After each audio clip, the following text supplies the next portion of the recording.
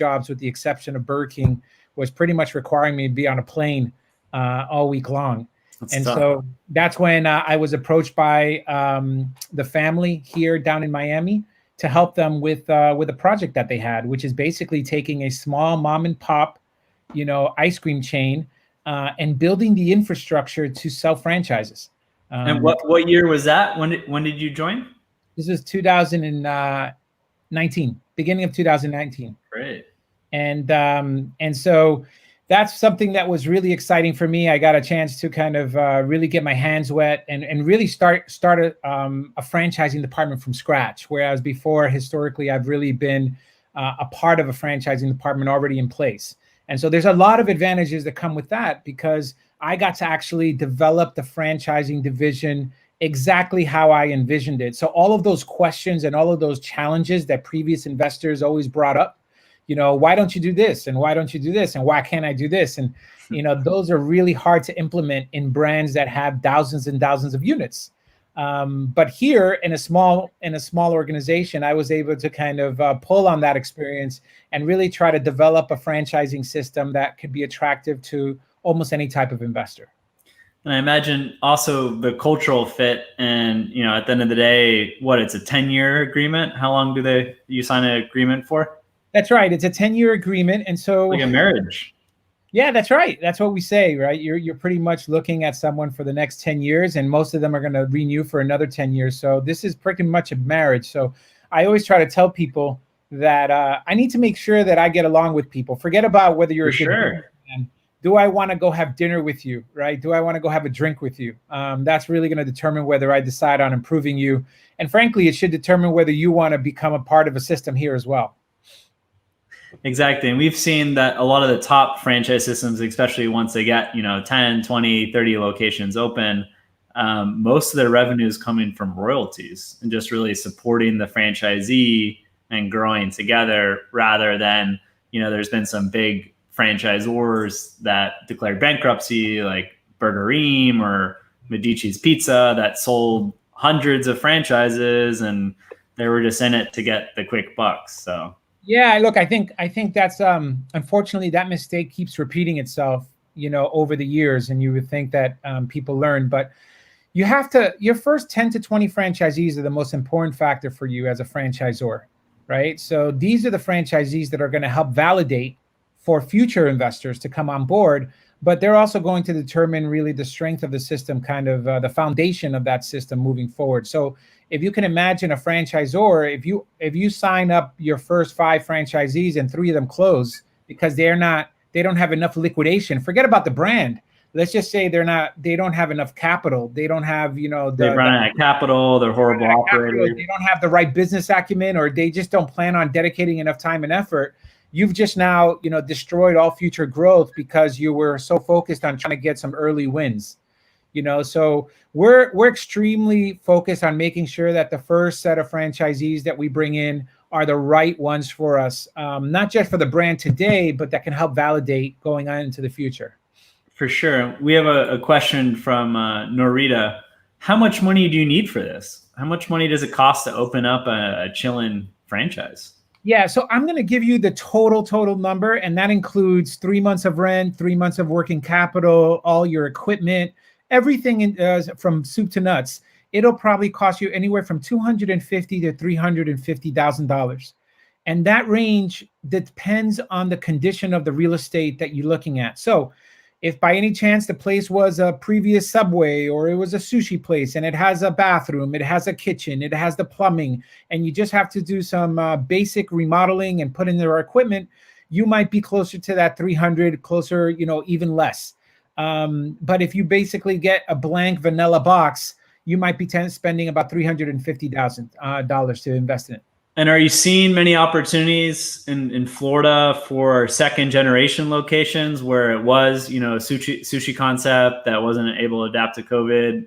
Are there opportunities for, keeping the costs on the lower end? Yeah, that's a great question, Patrick. I mean, I think, it's a product of our times, but we're seeing a lot of opportunities come our way. We just took advantage of an opportunity in Coconut Grove to take over a poke bowl place in Coconut Grove, great locations right by Coco Walk. And we just opened up in November. Now, listen, it's obviously beneficial for us to keep looking for these sites because we've actually had really good performance since COVID started. So unlike a lot of restaurateurs, the last several months for us have been really positive sales as people have been looking to ice cream as somewhat of a guilty pleasure and something that could help alleviate a little bit of the anxiety that everybody's going through during these times. And tell us why nitrogen in ice cream? I've had it; it's delicious. But Yeah. for someone that hasn't had your ice cream before, what's the benefit of liquid nitrogen? How did that get started? Yeah, so listen, I think it's liquid nitrogen is actually always, I mean, it's 78% of the air we breathe in has nitrogen in it, right? So all we're doing is taking that component and liquefying it and storing it in a tank. That is basically negative 320 plus degrees. So what that does is you pour that into a bowl. We have bowls that you pour the cream into. So we have our farms right here in Florida. They send us the milk and the cream, and we basically pour that into a bowl, pour your ingredients, and then when you pour liquid nitrogen into that bowl, it immediately freezes the cream and turns it into ice cream instantly. So we live in a world today where everybody wants farm to table. Everybody wants something made fresh. It is literally as if you were ordering fish and someone went in the back, fished it off the the backyard or on the ocean, and then brought it back in and cooked it for you. That's in essence what we're doing. I mean, we're making it as fresh as possible for the consumer. Your traditional ice cream is made in a factory hundreds of miles away with additives and preservatives, and then shipped to your shop, your local shop, and it sits there in the freezer for maybe 2 to 3 months before it goes bad and people have to throw away whatever isn't sold. We're actually making every single cup right there, made to order in under 2 minutes. And so that's really the big difference there. Yeah, and I love all the toppings, and I'm sure, I'm a big kid inside, but I'm sure the kids go crazy, being able to select all the different toppings they include in. Yeah, no, it's so our small ice cream costs right under $5, but for every mix-in and topping, it's 60 cents. And so, yeah, we see a lot of parents having to stop their kids, with the mix-ins because they go a little crazy. But good upselling. Yeah, but that's another element of this, right? We live in a world where customization is everything, right? So you read what's on the menu, and then you ask the waiter, yes, but can you change this, this, and this? And so they go back to the chef, and the chef does exactly what you want.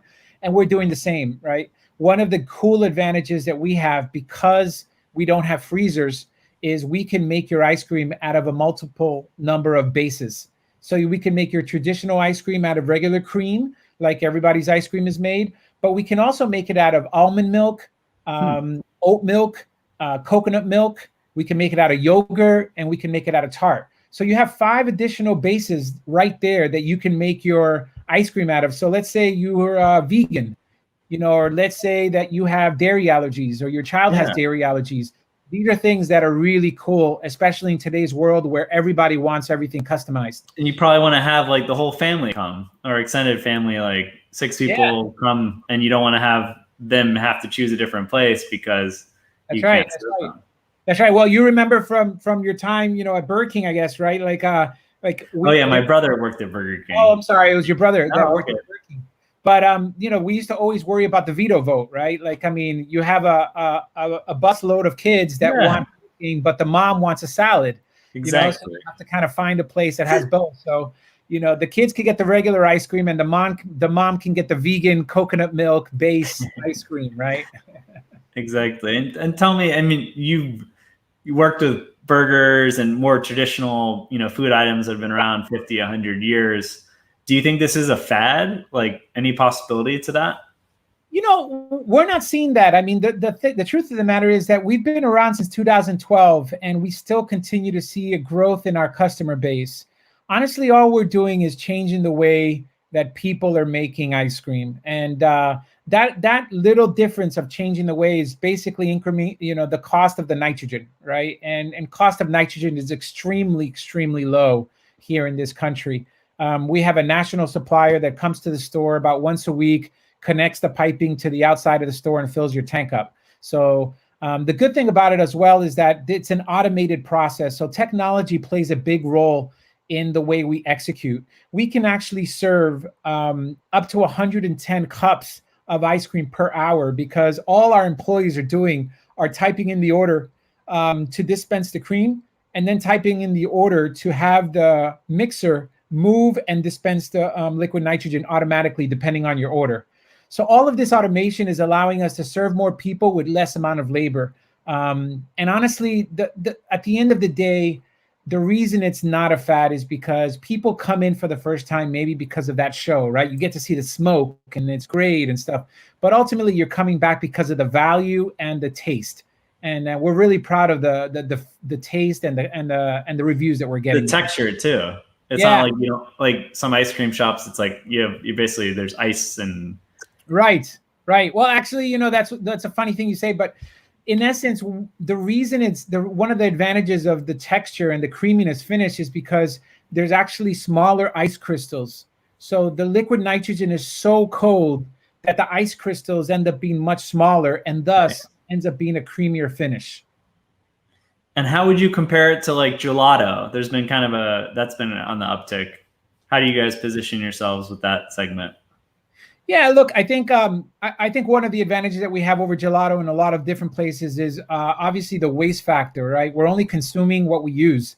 And so if you go into your gelato place, you have a wide selection of stuff, but the freshness of it is sometimes something you can always ask and find out about it. But we like the fact that we can make your ice cream right there on the spot, and you can't get anything as fresh as literally directly made 2 minutes before you ordered it.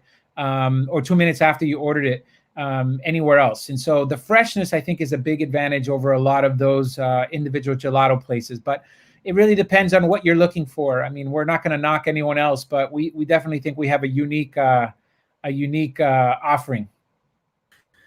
And, you know, it's December 2020. Who would have thought this year would have turned out like this? How are you guys doing right now in terms of financially and strategically with COVID? Yeah, so look, knock on wood, 2020 is turning out to be a better year than 2019. Wild. Yeah, it's been a wild ride. I'll definitely admit that, but I will tell you that we took some initiatives in the first couple months that have really paid dividends for us.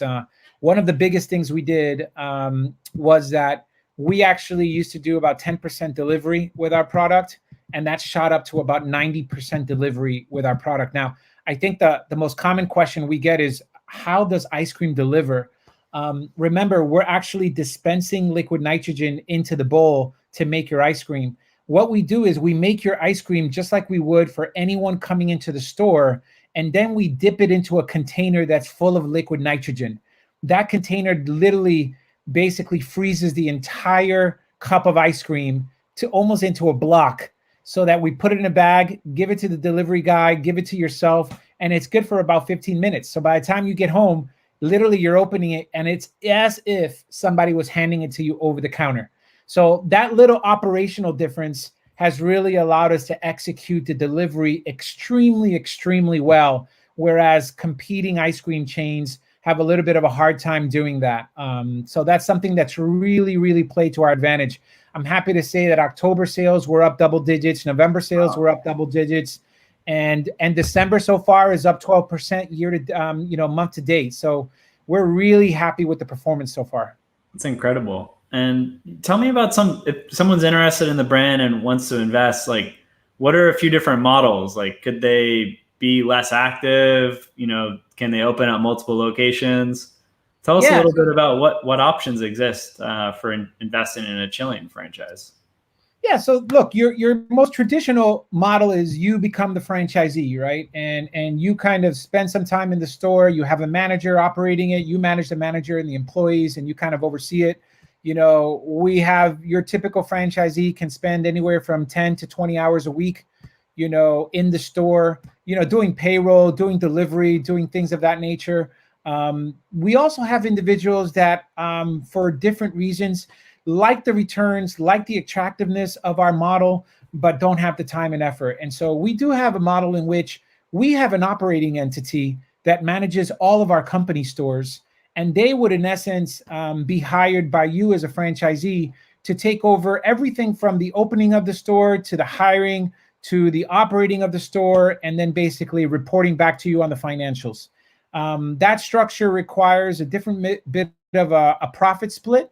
So to give you a more accurate or more details, it would be 70% going to the franchisee, to yourself or to your investor, and 30% to us until you make your money back.